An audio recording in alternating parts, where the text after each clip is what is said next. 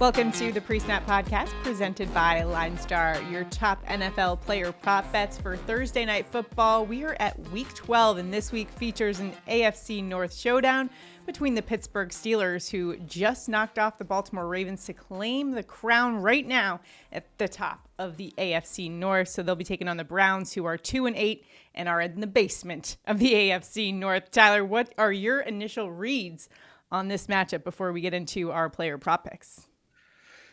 I mean, it's a fun one. I think Steelers are obviously the A side, but I am absolutely intrigued to see what Cleveland can do with Winston behind, because they've just been more fun with Winston. Yeah, I mean, and I feel like it's kind of that mentality, especially with Jameis Winston there. Like, what do you have to lose in this matchup?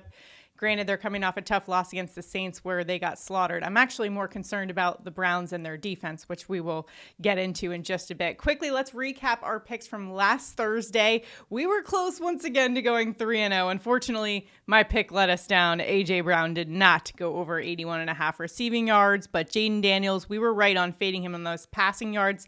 And Tyler, you crushed it with the Dallas Goedert pick. He had 61 receiving yards. Plus, you also had a Saquon Barkley touchdown call. I mean, not too much out on a limb there with that call, but hey, it helped us out. And cash for those of you who play the touchdown calls contest on our Twitter page. Make sure to check out our Twitter account as well if you'd like to play in our touchdown calls contest as well. But for this show, we've got our own little contest. If we go 3-0, one randomly selected commenter wins $50. So before we get into our picks for this Thursday night, make sure to do us a huge favor, like this video, subscribe to the channel, and then comment below, and you are automatically in it to win it. So if we go 3-0, one randomly selected commenter will be announced on next Thursday's show. So you got to make sure you check back in with us next week. Hopefully we can deliver with our picks. We are using the PropsAI tool on the LineStar app, which I do have to say has been crushing it.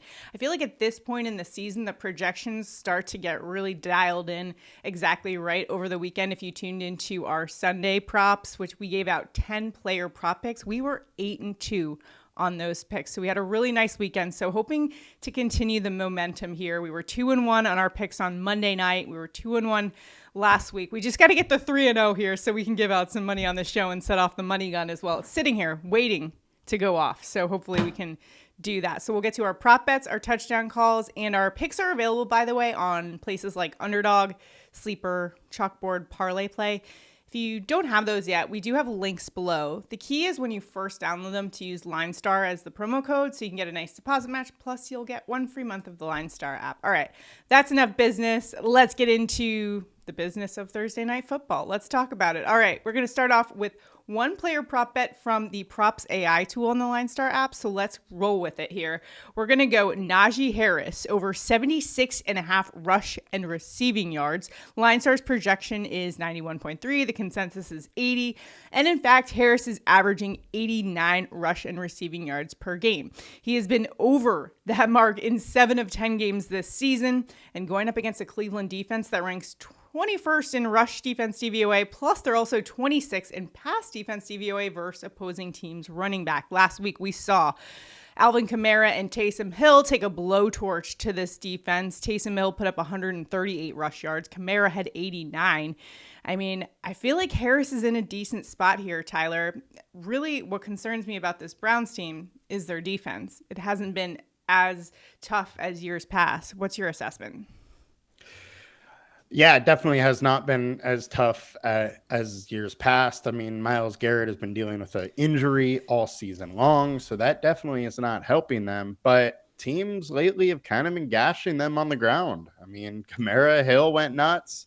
Dobbins had 85 yards a few games ago. Henry, 73, just rushing. And then, Hill, Henry's counterpart there, probably had plenty of yards through the air as well, but Cleveland's been giving it up a little bit, and I think Najee is the focal point of this offense, really. It's what we know Arthur Smith wants to do, is just run the ball.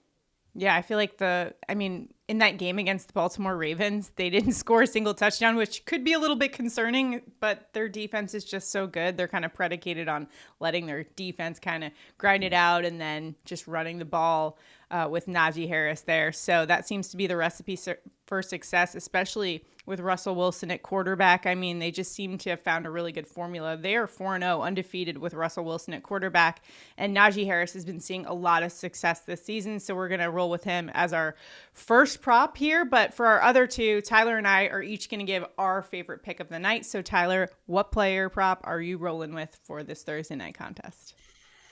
I got to roll with Elijah Moore over 31.5 receiving yards. Our LineStar projections 39. This guy has 29 targets in 3 weeks with Winston. He's averaging 59.6 yards a game with Winston. And Pittsburgh is 20th versus the wide receiver 3 on our team defense tool. So I think that it's the most likely matchup that the Cleveland Browns want to target. So let's go Moore over 31.5. Worth noting that Elijah Moore is listed as a limited participant, but all signs point to him being good to go for Thursday night, dealing with a shoulder injury, but should be fine by then. The only injury, I think, really when I was taking a look at the injury report, should have mentioned that at the top of the show. But the one that I'm concerned about is Myles Garrett was a DNP on Monday's practice with a hip injury. As far as everyone else, maybe Alex Highsmith, the linebacker for Steelers, could be back in this one. But other than that, I think most of the players were just dealing with rest. And so hard to tell from the early injury report who's going and who's not, but figured I would just point that out for this one. But now it is time for my one to watch. Yeah, Highsmith is one to watch. That would be very impactful in this game for sure. All right, for my pick, it's no surprise to probably anyone. He's been one of my favorite picks this year, partially because I'm a little biased because he's a Georgia Bulldog, as am I. So we're going to roll with George Pickens in this one. Over 58.5 receiving yards. Tyler, I think that line is just a little bit too low. LineStar's projection 70.2. Consensus is at 77.2. So significant edge here according to our models. Pickens is averaging just under 73 receiving yards per game and has been over in 6 of 10 games. However, he has been over each of the last 4 games. That is every game with Russell Wilson as quarterbacks. Granted, they have been playing against teams that are bottom 6 in terms of pass defense DVOA versus wide receiver ones. But hey, the good news is that Cleveland is also bottom 6. They are 28th in pass defense DVOA versus wide receiver 1. Again, the DVOA stat just takes into account quality of opponent. But 5 of 6 wide receiver 1s that Cleveland has faced have gone over. We just saw Marquez Valdez-Scantling, 87 receiving yards for him. Quentin Johnston and Ladd McConkey both surpassed 60 receiving yards. Zay Flowers put up 115. T. Higgins had 82. Jamar Chase only had 55, but prior to that, A.J. Brown, 116. Terry McLaurin, 112. Do we notice a trend here? We absolutely do.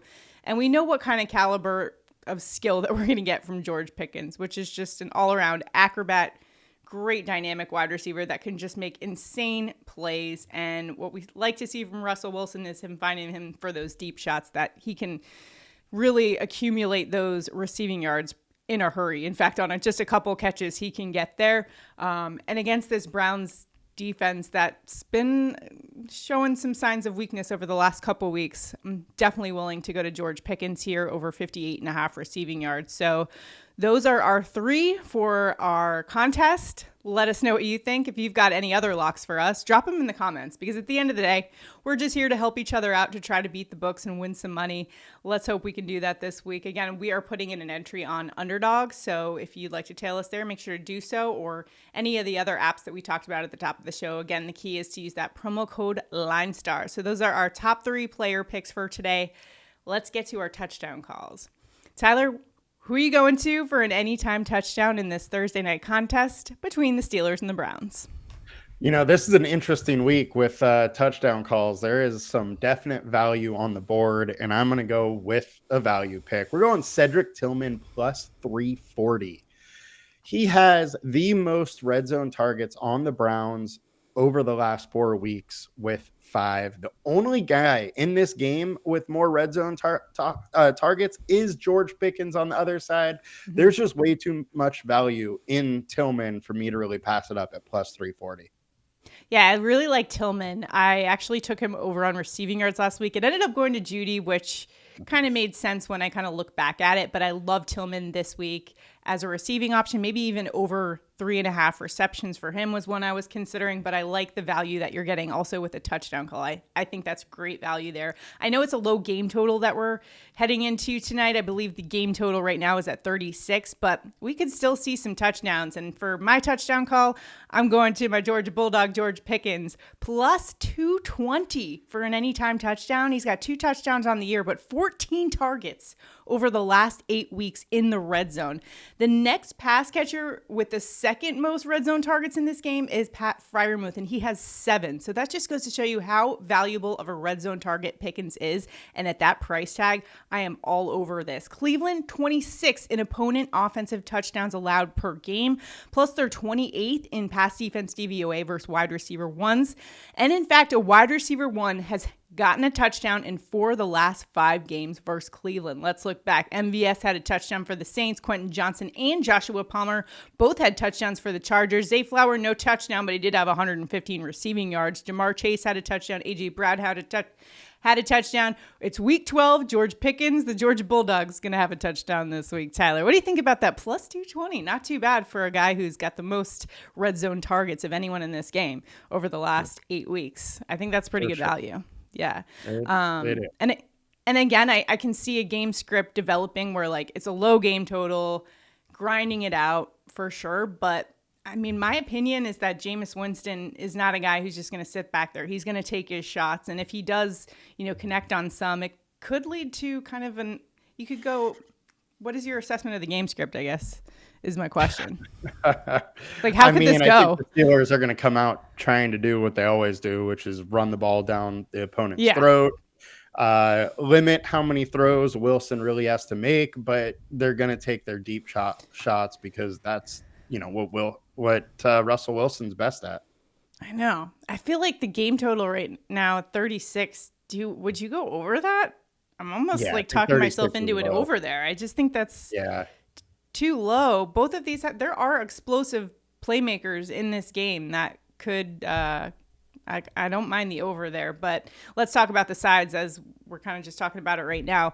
Pittsburgh at Cleveland, and Cleveland Browns, the home dogs in this one, plus 4. Which way are you leaning? I think Pittsburgh wins this game easily. I mean, the Browns just lost 14-35 to the Saints. They lost 10-27 to the Chargers. I mean, they snuck a win out versus the Bengals, but I just don't think this defense is playing well enough to keep them in the game. Right. So, I mean, for me, there's just not a world I can just back the Browns in this one. Although I will say they've had some sneaky games. We're talking about an AFC North rivalry game in Cleveland in this one. So, I mean, but for me, I've got to look at the team that's got the superior coaching, the better all-around squad. More importantly, the defense for the Steelers has been absolutely lights out. And what they just did against the Baltimore Ravens, I was so impressed by what I saw, Tyler, in that game, where they were able to really limit Derrick Henry, Lamar Jackson, just that explosive offense. And so for me, when I'm looking at this game, I got to back the defense of the Steelers right now. They're awesome right now. And TJ Watt, what an incredible playmaker in this one. Watch out for him to wreak some havoc on these Browns in this game, that's for sure. So I'm going to also roll with the Steelers in this one. I hate taking the road favorite here, but I think I just got to do it. Got to do it, right? Makes sense. I mean, I agree with you. You just got to do it. But honestly, the most interesting spot to me is the game total, 36. I mean, look at the last couple games with what Cleveland has done. They gave up 24 points, 27, 35. The Steelers with Wilson have 3 games over 26 points. And then last week versus the Ravens, only 18. But they're putting up points, and I don't think that defense can really stop them. Yeah. More importantly, important question for you. Who do you think, what team right now do you think has probably the most miserable fans? Because I was thinking Browns might have a case for themselves. But as a Jets fan, today, huh? I am a little bit. News just broke about us firing GM Joe Douglas. So, firing everybody. It's like, just a total dumpster fire. But I'm like trying to do the power rankings of like the most. It's really tough because the Panthers really have nothing to be excited about. You know, they've been terrible for a little bit, and like there's not much there. You got the Bears, who should be excited but look absolutely awful, and Caleb doesn't look very good. Then your Jets, obviously, and then the Browns, who have that Winston or Watson contract hanging over them, where Winston clearly looks better. It's just like, I don't know who to give the top award to that for that category of most justified miserable offense. Yeah, I guess the Panthers. I think the thing with the Jets specifically, or maybe also the Bears as well, is just the excitement level. It's always like they bring in somebody that gets you excited or something that you have to be excited about. So this is like they just are playing with your feelings, you know, like it's just like a toxic relationship at this point. Tyler, I might need to find a new team. So if you've got any suggestions for who I should adopt as my new team, let me know in the comments. You're not jumping ship. I am strongly considering the Chargers and rooting for my guy, Lad McConkey. No, you can't do that. Why? You cannot do that. I mean, it's a Georgia Bulldog, so that's a justified connection for my Georgia Bulldogs. We got I'm not going to root for the Raiders. Are in a fight forever if you do that. So are you just a hater of the Chargers because of their them leaving San Diego? Yeah. I am a hater of the Spanos family. Got it. Justified. And I was always a fan because of the first name, San Diego, not the second name. The first name's no longer there. So, hey. All right. Well, you know, we got to leave it to the LineStar community to let us know who I should jump on the bandwagon here as we get closer to they're playoffs. They're going to want to see some controversy. Let's hear from everybody in the comments. Some people saying Chargers. You think Chargers? I don't know. I feel like what's a fun team right now that could be, I mean, that has some Georgia Bulldogs. I did kind of, I'll be honest, I did root a little bit for the Rams when they won their World Series because of Matthew Stafford and their nice World to see Series. him win. Their World Series, yeah. World Series. Oh my gosh. I was also just reading about the Dodgers trying to go after Juan Soto, so my brain's a little bit in both baseball and NFL worlds right now. World Series. They're just going after everybody. A Super Bowl. Anyways, that's going to do it for us on our Thursday Night Football preview. If you've got any questions, drop them in the comments. Or if you have any locks, please drop them in the comments. We're all trying to help each other out. We've got some of the sharpest commenters in the game. So appreciate all of your notes and your guys' handicapping. Love the comments. Keep them coming. Again, it enters you into our contest. So hopefully we go 3 for 3. We got to deliver for you guys. We're going to do it. All right. Good luck, everybody, in this Thursday Night Football preview. We'll see you next time.